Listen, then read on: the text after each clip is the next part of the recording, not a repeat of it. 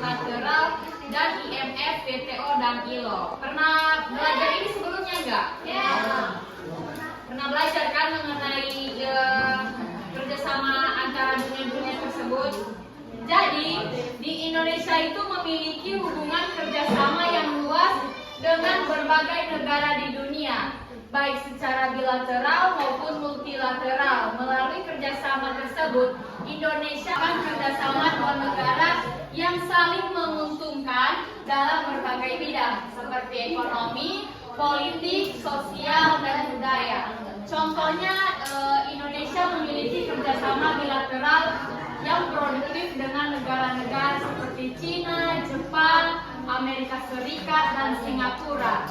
Sedangkan manfaatnya yaitu kerjasama bilateral membuka Amerika membantu Indonesia menanggulangi bencana COVID-19.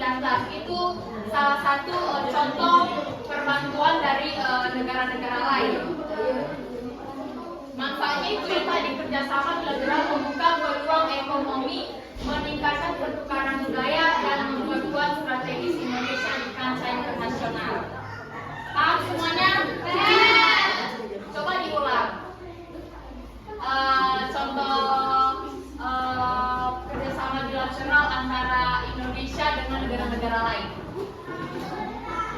Yang masih kalian mereka membantu Indonesia berkembang supaya wisatawannya makin banyak. Kalian pernah berwisatawan kan? Di mana saja? Di Bandung. Di mana? Di Bali. Serius? Enak? Jangan pernah berwisatawan sebelumnya. Kalau liburan, lanjut saya. Nah, itu seperti contoh bentuk Indonesia membantu Singapura membantu Indonesia. Peningkatan hubungan antar negara. Nah, di sini manfaat bilateral bagi Indonesia itu banyak sekali contohnya ya. Kayak mereka tuh orang Singapura, orang dari luar itu saling melindungi warga negara. Yang kedua itu selalu di setiap negara itu selalu ada perbatasan, jadi selalu ditaruh perlindungan. Yang ketiga, meningkatkan ekonomi. Kan ekonomi Indonesia itu memang banyak, tapi mereka sering mengekspor ke luar negeri supaya terjalin kerjasama. Yang keempat, daya tarik bangsa dan peningkatan hubungan antar negara. Dengan adanya hubungan antara negara, terjalinlah hubungan antara negara yang satu dengan negara yang ini. Contohnya Indonesia dengan Jepang, Indonesia dengan Cina, dan Indonesia dengan Amerika dan lain sebagainya. Baik itu persahabatan atau perusahaan.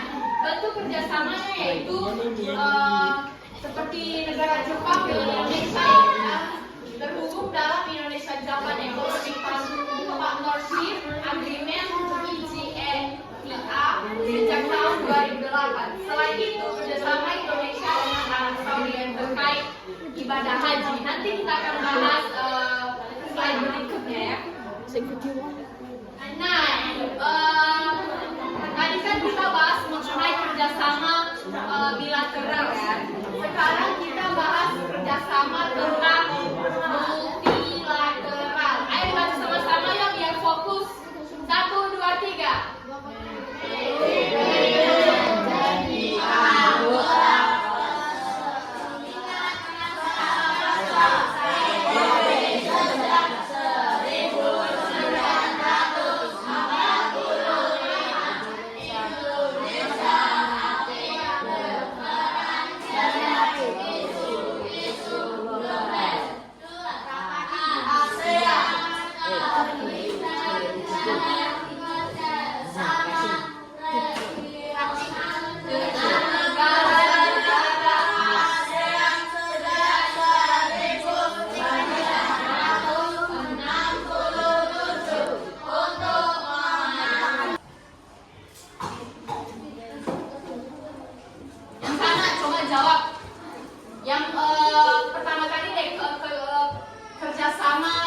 bilateral tadi. Ada yang masih ingat nggak artinya kerjasama bilateral?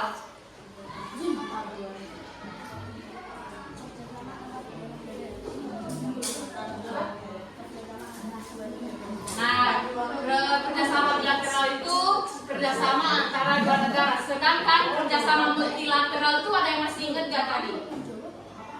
Kerjasama multilateral. Apa?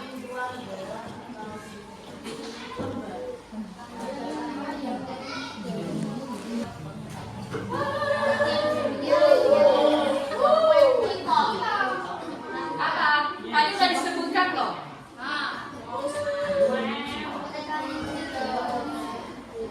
Kerjasama antara lebih dari dua negara dengan lembaga internasional. Nah, contohnya yaitu PBB, ASEAN, dan G20. PBB menjadi anggota Perserikatan Bangsa-Bangsa sejak 1945. Indonesia aktif berperan dalam isu-isu global. Yang pertama yaitu stabilitas keuangan. IMF berperan menjaga stabilitas sistem keuangan global dan memberikan pinjaman darurat kepada negara yang dibutuhkan. Nah, yang pertama itu contohnya ya mengenai kerjasama Singapura dengan Indonesia, negara berkembang. Negara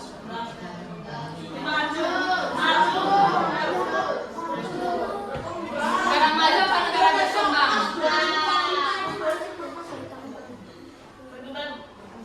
Berkembang apa maju?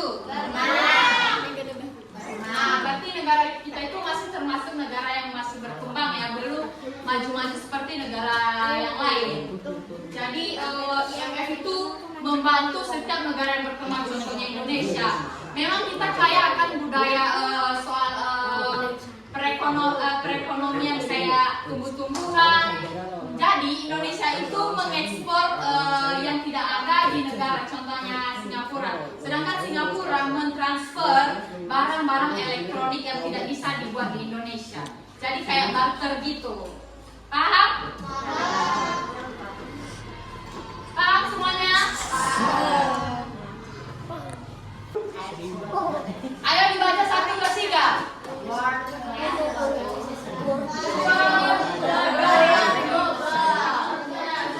Dari yang berang WTO 1, 2, 3.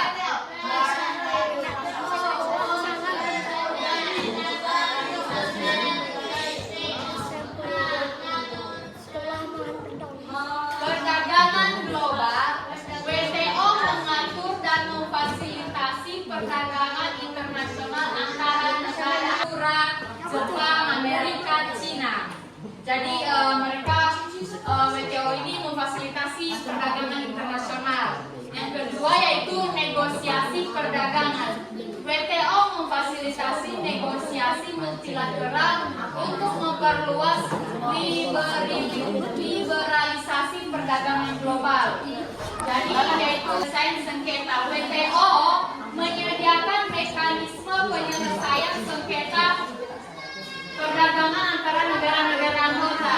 Keempat, kebijakan perdagangan. WTO memantau dan mengawasi implementasi kebijakan perdagangan oleh negara anggotanya. Coba dibaca dulu apa artinya itu. Kebijakan adalah suatu perjanjian yang dibentuk oleh dua negara dengan tujuan melakukan kerjasama dalam berbagai bidang. Sedangkan tadi kerjasama multilateral adalah suatu perjanjian yang dilakukan lebih dari dua negara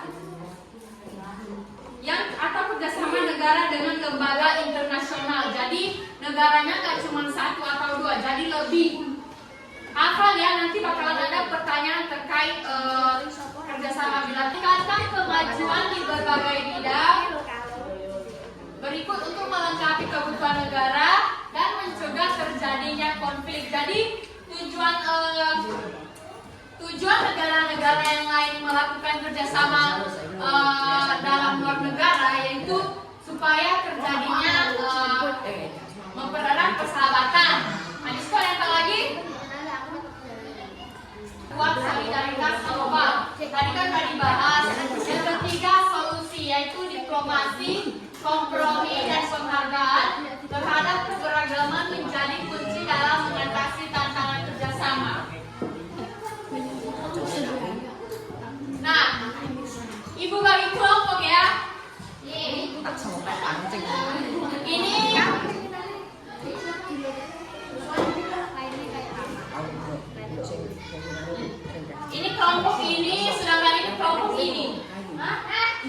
gabung sama kita itu terbagi dalam dua kelompok. Oke.